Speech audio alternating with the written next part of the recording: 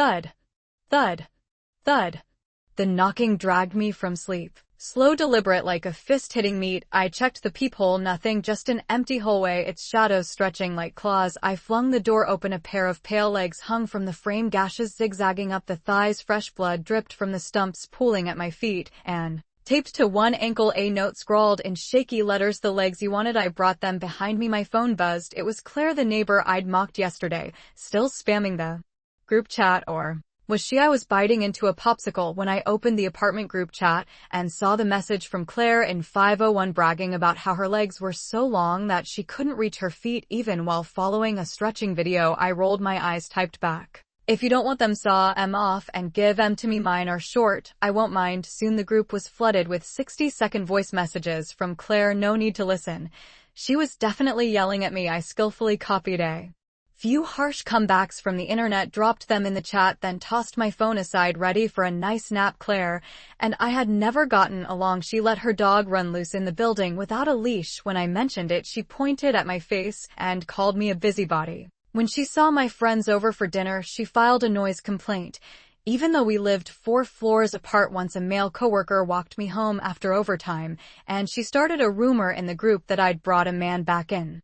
Short, she was nuts. At first I bit my tongue and tried to reason with her, but reasoning with someone like that pointless, so I started matching her energy. For every insult she threw, I hurled 10 back. For every rumor, I called the cops. After a while the whole building knew we were at war. The next morning I was woken by loud, slow knocks. Thud, thud, thud.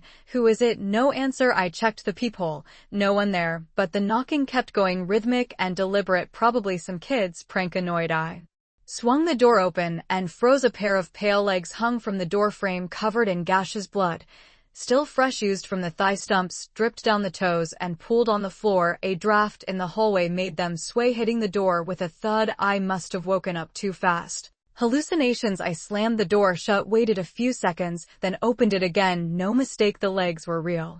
They'd been hidden from the peephole spread wide in its blind spot. A note was taped to an ankle. I flipped it open, scrawled in shaky letters, "The legs you wanted, I brought them to you." I took a deep breath, numbly pulled out my phone and dialed 911. "Hi, someone left garbage at my door. Can I report this?" Half an hour later, 2 officers from the precinct arrived. "It's fake," one said. "Legs from a mannequin. The blood is red paint mixed with water. Probably a prank." Noticing my lingering shock, the younger officer added, "But even as a prank, it's sick. It's disrupting the building. We'll investigate and find who did this." I thanked them and saw them out, then hopped back on the group chat, tagging Claire in 501. "The prosthetic leg decoration at my door. Yours, terrible quality. I don't like it. If you're gonna send something, send the real deal." I expected her to fire back, but she went silent, probably scared the cops might show up. What surprised me was the next night there was a knock at my door. "Emma, it's Claire. We've had a lot of fights lately, and it's all my fault. I came to apologize. Can I come in for a minute?" The sun must have risen in the west. I opened the door, confused, and instantly knew she wasn't here to apologize. She was here to scare me. Her face was wrapped in bandages, covered with a face mask, lips slathered in bright red lipstick. In the dim hallway, she looked like a ghost. I frowned. "What are you up to now?" She sounded apologetic, probably aware she looked terrifying. "You know, I'm an influencer. My face is everything. Stayed up all night live streaming last night, and today it's all puffy. Had to slap on a mask to fix it. Don't mind me." I scanned her puffy face. Try puffy everything. She looked 2 sizes bigger than a couple days ago, and her voice was rasping like she'd been screaming for 3 straight days. Barely recognizable as female before. Even when she started fights, guys in the group defended her. All because she was pretty with a sweet voice. Not anymore. Claire held up a bag of fruit, smiling. "I mean it about apologizing. We're neighbors. We'll live here a long time. No point fighting, right? You can't hit someone with a smile." Seeing her look so exhausted, I let her in. As she brushed past, I caught a faint sweet scent. Internally, I scoffed, a jerk like her wearing nice perfume. Once inside, though, she just mumbled sorry twice, then sat on the couch, head down, silent. Impatient, but not wanting to kick her out, I left her in the living room and ducked into the bathroom. Maybe she'd be gone when I came out, I thought, scrolling through my phone on the toilet. Then a group announcement popped up. Property management notice. A female resident living alone was murdered in the building last night. The case matches recent serial killings in the city. Police suspect the same perpetrator. Residents are advised to lock door windows, avoid letting strangers in, and call 911. Immediately, if in danger, a serial killer in our building. Before I could process it, a private message came in from Sophie. Emma, did you hear there's a murder in the building? Sophie lived in the same complex too. We'd bonded over commuting on the same subway line. She was in a different wing, so not in our group chat. I screenshot the notice and sent it. Just saw shocking. Sophie replied instantly, do you know who it was? Before I could say no, her next message appeared. My boyfriend's on the HOA. He just got the info. It's Claire, the one you're always fighting with. Serves her right. She sent a photo of the crime scene, a woman lying in a pool of blood, chest and stomach riddled with stab wounds. Her covered her face, but my blood ran cold. Her build was identical to Claire's, and she was wearing a tight cheongsam one. I'd seen Claire and I remembered Claire sneering, what are you looking at? You can't afford this. A designer friend made it. One of a kind. Sophie, who'd also been snapped at by Claire, bombarded me with messages about how Claire deserved it, but I couldn't read them. My vision was blurring. If Claire was dead, then who was in my living room? Suddenly the bathroom door knocked. Emma, you've been in there forever. Everything okay? Need help? Claire's rasping voice came through like a death rattle. I shuddered. Right. Her face was covered. Her body was swollen. Her voice was wrong. She wasn't Claire. She was an imposter. Why was she pretending to kill me? As I hesitated, the doorknob jiggled. Her voice turned shrill. Why aren't you answering? Open up. I'll break in if I have to. The jiggling sounded like a countdown. Panicked, I blurted, fine, just I'm constipated. Coming out now. Her tone softened, but I could hear the smirk. Okay, I'll wait. I swallowed, forcing calm. She didn't know I was onto her. Act normal, and maybe I'd survive. Taking a breath, I opened the door. Claire stood there, exaggerating relief. Thought you might have passed out on the toilet. I forced a smile. Heading back to the living room, she sat on the couch, picking up a fruit knife, peeling an apple slowly. The blade glinted. I imagined my own head being peeled instead. Finally, I spoke up. Claire, I accept your apology. I'm sorry for snapping before too. It's late. I should sleep. Maybe you should go. She froze knife mid-peel and looked up. Her voice was icy. Not yet. I came for something important. What? I swallowed, my heart in my throat. She twirled the knife. When she stopped, the tip pointed straight at me. On purpose or not? Didn't you see the group notice someone died here? You know who? I shook my head, calculating if I bolted for the door, could I unlock it in time? She smiled slowly. You don't. It's someone you know well. Leaning forward, she inched closer. I bit back a scream. He's gonna confess, I thought, panic clawing at me. My legs turned to jelly. Her dark eyes reflected my pale face.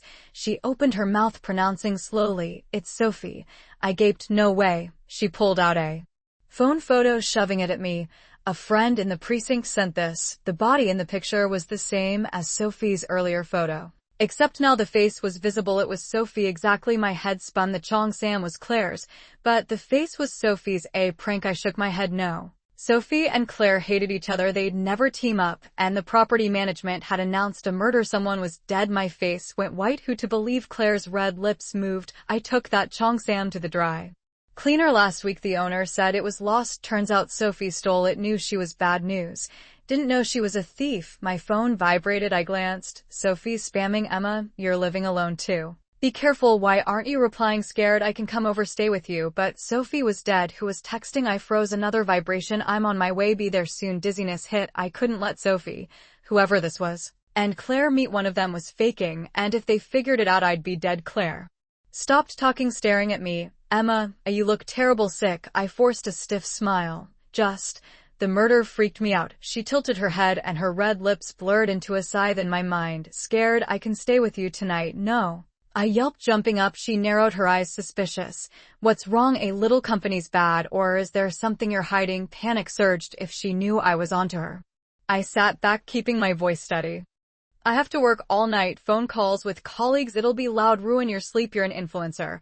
Bad skin from no rest, right? She slouched into the couch, still staring, silent. Why wasn't she speaking? Did she believe me or see through the lie? The clock ticked like a timer. Sweat dripped down my forehead, splattering my arm. I didn't dare move. The silence almost drowned me. Finally, just as I was cracking, she sighed. Fine, I'll leave you be. She stood, heading for the door. I exhaled, following.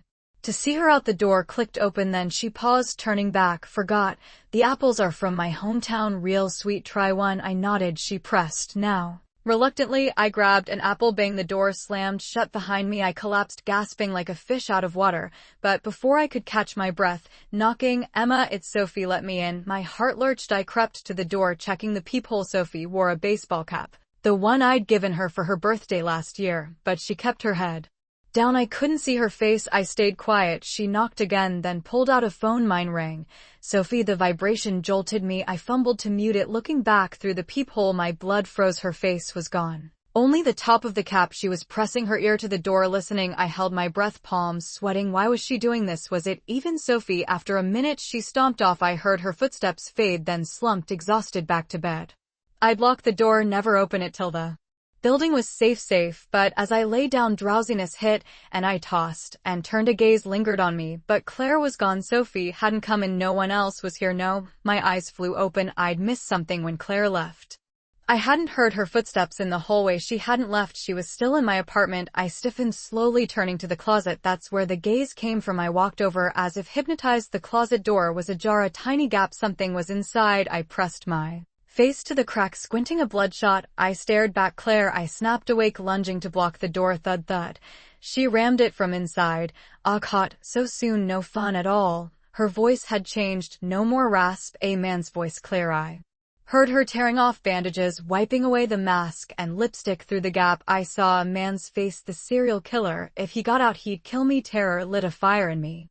Gritting my teeth, I held the door, freehand grabbing a hair tie from the dresser sideways. I jammed it around the doorknob, tying it tight. He laughed, slamming the door harder. You think a hair tie'll stop me? I ignored him, checking the knot, then sprinted for the front door. Behind me, the closet door splintered. I wrenched open the front door, ready to run. Then saw a note on the handle. You killed you. What? My skull throbbed before I could think. A crash came from the closet. I fled into the hallway, slamming the door, and typed 3 wrong codes into the combination lock. It locked for 2 minutes.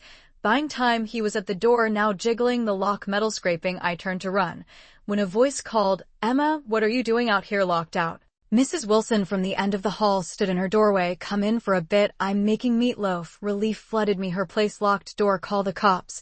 I'd be safe. The dim hallway made her doorway glow like a haven. I ran toward her. Hurry. She smiled. It's fresh. Step by step. Then I froze. Horror washed over me. Mrs. Wilson had a heart attack 2 days ago. I'd called the ambulance. She was in the ICU. She couldn't be here. I stumbled back, ignoring her calls, and bolted for the elevator. Only one thought escaped. The elevator inched up from the first floor. Too slow. Behind me, a click. My door unlock. He was out. I glanced back. His eyes bored into mine. No time for the elevator. I hit the stairs, sprinting down floor after floor. My lungs burned, heartbeat roaring. Finally, I burst out of the building. Dusk. No moon. The complex silent. No one around. I ran for the gate. Safety people anywhere, but I wandered in circles, lost. Footsteps behind me closing, and I'd be caught. I shut my eyes, waiting. A voice. Emma, what are you doing here? I opened them. Sophie in that baseball cap, looking worried. I went to your place. No answer. Called nothing. Listened at the door, just in case you weren't home. Relief hit. She'd been checking on me. I'd overreacted, but then I remembered the killer. Where was he? I grabbed her arm, blurting the story. Sophie's eyes widened. She tugged me toward her building. Come on. My place safe. Inside. We collapsed. She handed me hot milk. Called the cops. They'll be here soon. Drink this. You've been through enough. Grateful, I chugged it just as I set the cup down. Knocking. Police. Someone call. Yes, they're fast. Sophie was in the bathroom, so I ran to the door, hand on the knob, then checked the peephole. Wait, cops always come in pairs. Only one figure outside. Open up, he barked. Filing a false report is a crime. Maybe the other was outside watching for the killer. I hesitated, then started to turn the knob, but his voice familiar. I checked again. He hung his head, cap brim hiding his face. My eyes dropped to his uniform. No badge. Cops have badges. This was fake. He looked up. I saw his nose, his eyes. The killer. I yelped, jumping back. The bathroom flushed. Sophie emerged. Heard the cops. Why aren't you opening? Before I could answer, she grabbed the knob. No, I screamed, yanking her back. That's not a cop, it's him. The killer. Sophie steadied me, locking the door twice, pulling me to the bedroom. It's locked. He can't get in. I'll wait for the real cops in the living room. Rest. I nodded. She made the bed, turned on a diffuser. Good night. Then left, closing the door. The diffuser puffed scented mist. I breathed in the sweet smell, calming me. I sank into the bed, exhaustion pulling me under. Maybe tomorrow they'd catch him. The scent was nice. I'd ask Sophie where she got the oil. Funny. I'd smelled the same on Claire earlier. Trendy, I guess. Wait, my eyes flew open. The bed turned to ice, dragging me down. The Claire I saw was the killer in disguise. Why did he smell like Sophie's diffuser? Silence outside. No noise at all. I checked the clock. Coldness seeped into my bones. The precinct was blocks away. When I'd called about the legs, cops showed up in 10 minutes, but Sophie said she'd called half an Hour ago, where were they? Did she even call? And how did the killer know she would? A hole ripped through my chest, wind howling, putting it together. Sophie was in on it. She wanted me dead. Shock steadied me. Panic wouldn't help. I needed a way out. I reached for my phone in my pocket to call 911. Instead, I pulled out a note. Sophie had taken my phone to charge. The note: "You killed you," from my door earlier. My skull throbbed like the note was cursed. Who left it? I was alive. How could I have killed myself? Confused, I stuffed it back, creeping to the bedroom door, ear pressed against it. Voices, male and female. The killer and Sophie. Think she's asleep. Should we do it? Not yet. Isn't it fun watching her jump? See how long she lasts. Your idea of fun is twisted. Maybe, but after all she's been through tonight, do you think she's really sleeping, or is she behind that door listening? The voices stopped. I swallowed. My mouth was desert dry, throat stinging. Were they coming? I tiptoed back to bed, lying face down, pretending to sleep. Their conversation said they weren't killing me yet. I was safe. For now. Minutes passed. No door creaked. The room was dead quiet, save my hammering heart. I rolled over, eyes slit, and froze. A shadow loomed over the bed. Sophie stood there, face white as powder, lips red as a fresh wound. When had she come in? I hadn't heard a sound. She leaned down, red lips moving. Emma, still awake? I stared at her mouth. Yeah, too scared to sleep. She inched closer. I felt her cold breath. Aren't you gonna ask why I'm made up like this? I forced a smile. Was just about to. Why dress up if you're not going out? She giggled. The killer's outside. He said he won't hurt us if I look how he wants. You think he'll like this? Liar, you're in cahoots. I roared, leaping up, tackling her to the floor. A fruit knife, stolen from my place when Claire had tricked me into grabbing an apple, pressed to her neck. It smelled faintly of apples. Sophie looked surprised, then smiled. So you figured it out? I pressed the blade harder, a trickle of blood seeping out. What did I ever do to you? Why try to kill me? She blinked. Emma, when did I say I wanted to kill you? I almost laughed, bitter. You didn't say it, but you and him. You're gonna hurt me. Don't treat me like a kid. Angry, I pushed the knife deeper. She sighed, voice tired. Emma, when we said do it, we meant take you out of here. Can't you see you don't belong here anymore? Come with us. Or do you want to kill me again?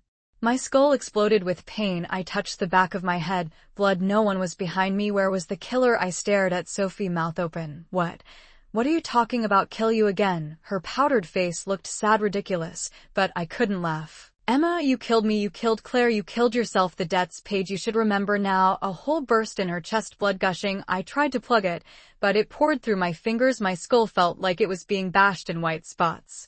Flashing memories flooded in. Foreign violent. When the pain ebbed, I was lying in the complex's flower bed, skull split, blood pooling, bones shattered like they'd been run over by a truck, staring at the dark sky. I remembered I'd always known I was different. Another soul lived in me. My alter, a man I didn't know when he came, just that he was quiet, rarely taking control. I thought I could hide him live normally, then Claire, and I clashed. Every fight thrilled him.